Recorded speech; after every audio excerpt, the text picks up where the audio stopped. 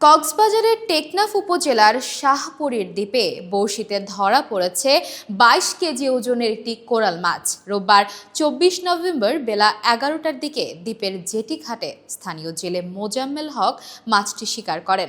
জেলে মোজাম্মেল হক বলেন, প্রতিদিনের মতো সকালে জেটিতে বড়শি নিয়ে মাছ ধরতে যাই।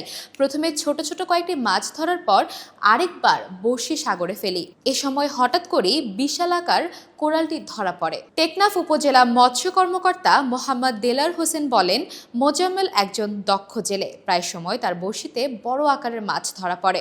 আজকে মাছটি ধরা পড়েছে শুনে খুশি হলাম। স্থানীয়রা জানান, মাছটির আনুমানিক বাজার মূল্য অন্তত ৩০,০০০ টাকা।